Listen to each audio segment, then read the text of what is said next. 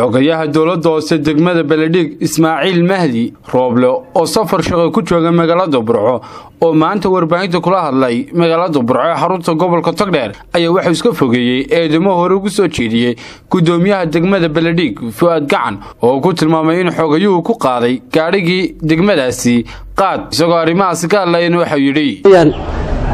anigu marka ugu horeysa hadaan ahay xogayaha degmada nin qaad shaqo ku leh ama ka ganacsada ama maxaan raadayay weligiiba ka soo shaqeeyay maana ama xiriir la leh waxaan ahay nin la yaqaan macrufa oo management iyo maamul iyo waxbarasho hawshiisa iyo shaqadiisu ay ahayd tacaad raqiis bay taasi waxa jirtay sida xaqadu tahay hawayaan gudoomiyaha degmada mar wax laga weydiiyay website ka wareystay waxa uu sheegay oo iskaga soo riixay arinta in xogayaha degmada arinta wax laga weydiinayo waxaa xogayaha degmada hadduu yidhi waxbaa laga weydiinaya wixii ka jiray baan aniguna ka warramaya waxaweyaan gaadhiga aan anigu wato ee degmadu leedahay ayaa anigoo shaqada xilli 12 markaa ka soo baxay xafiiska ayaa gudoomiyaha degmadu yimi waxa uu igu yidhi waxaa jira gaadhi ciidanka beesku leeyihiin ee saldhigu ayaa kilash ku gubay meel xanaanada xoolaha ee la dhisay ee degmada ugu soo sakaysa ina keeni yidhi isagaanu israacnay taliya ku-xigeenkii baa nala socday saldhiga waxaa nala socdayna shacabaa nala socday waan wada tagnay meesha goobta waan wada tagnay qaadka isaga ayaa amray oo gaariga saaray arrintaas arrin maaha ku noqosho leh ciddii doonaysana wax way caddeynteedii buuxdaan haynaa geesta kalena xogayo waxa uu shaaca ka qaaday in khilaaf xagga shaqadii uu soo kala dhex galay isaga iyo gudoomiyaha degmada Beledhig khilaafkan uu sabab u yahay gudoomiyaha cusub ee degmada Beledhig waa sida hadalka u dhigay waxaanu tilmaamay in gudoomiyuhu soo fargeliyay shaqadii uu xogayuhu xaq u lahaa isagoo arrintaas ka hadlay waxa uu yiri mar kale xogaye Ismaaciil waxa raacda waxa jira gudoomiyuhu cusub mudaan 5 sanadood baan hadda soo joogay gudoomiyaha cusbaa marka wuxuu joogay muddo 2 bilood ka yar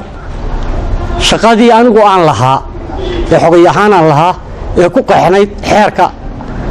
320 ee gobolada iyo degmooyinka maamulada waxa weeyaan qayb kamid ah ayuu hadda faraaq kula jira oo shaqaalihii dawladda hoose ayuu amar isagu siinaya oo cashuurtii buu isagu gacantiisa ku qaadaya waxa weeyaan markii aan kala hadlay aan ku yiri gudoomiye shaqaalaha iyo rugaha cashuuraha aynu leenahay maamulkooda iida markaa ku yirina waxa uu yiri wax aan anigu idiraahdo mooyaan cid kale oo wax weydiin kartaa ma jirto taasna cadeynteedu waxa weeyaan wax cad oo la wada og yahay oo shaqaalihii baa jooga oo sida tan ku yiri oo in wax laga weydiin kara wixii cadeyna laga baahdo anigu waan cadeynayaa waxaan jirina ma sheegayo ee dhibaato ah ee maamulka cusub ee yimid lagu soo kordhay oo ku soo kordhay degmada taasna waxaan leeyahay anigu gudoomiyaha waxa weeye gudoomiyihii degmada waa wasiir baan soo wada magacaabay shaqaan kala leenahay xeer baa magacaaba shaqadayada iyo maamulkayaga oo ay ku cadiyeen qof walba shaqada uu leeyahay marnaba anu shaqo uu leeyahay iyo hawsha isaga u gaarka ah ee sharciyan uu xeerku siinayo ma faragelin waxa jirta taydii anigu aan lahaa ee shaqadayda ahayd oo ay ka mid tahay dakhligu ka mid yahay oo shaqaaluhu ka mid yahay ayuu gudoomiye faragelin ku hayaa oo culays saaray oo cadeyn leh oo aan hayaa cadeymaheedii oo dakhligii faraha ku qaatay oo gacanta ku hayo oo isagu qaaday oo inankii joogoyaha rugta ahaa uu isagu afkiisa ula tagay oo ku yiri cid aan aniga ahayno kulma xisaabtami karto waxbana kuma weydiin karto warbixinna ma sii kartid ayaan hayaa waxa jirta dhibaatooyinka inta la leeg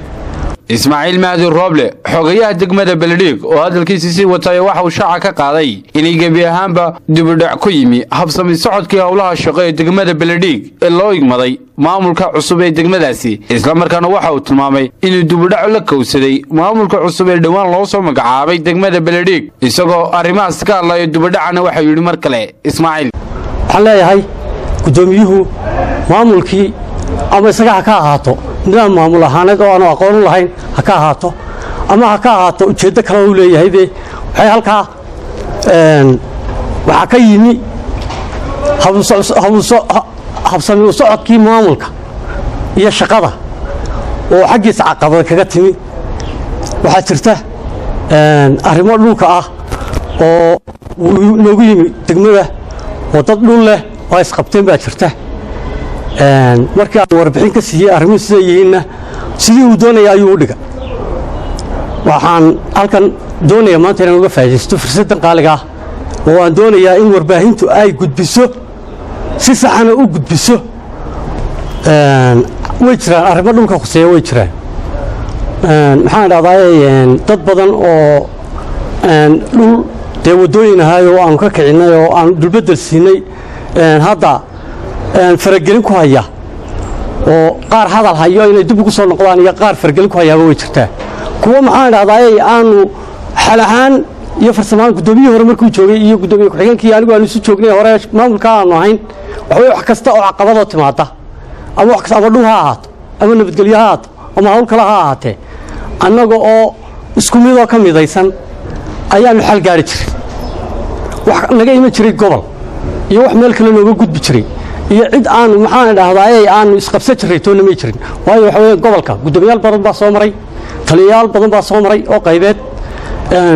waxaa jirta arrimaha had iyo jeer waxaan ku dhimay jiray degmada gudaheed caqabad kastoo lagu timaado annagoo dhibaato shacbiga iyagu nagu hayana annaga ayaa tuurtuurida jiray xal baanaanu ku dhimay jiray haddase laakiin waxaa muuqata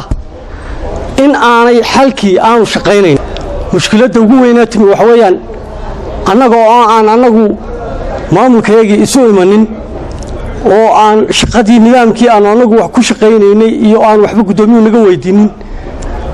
tii caadiga ahayd ee sharciga ahayd ee maxaa dhaha xeerkii aanu ku shaqaynaynay ee dee maamulada gobollada iyo degmooyin ku shaqaynayeenna mid ka duwan ayuu guddoomiyu noola yimid cabdirasaaq cabdulaahi sheekh xamse koronto telefishinka madaxa bannaan ee Soomaaliya Space Channel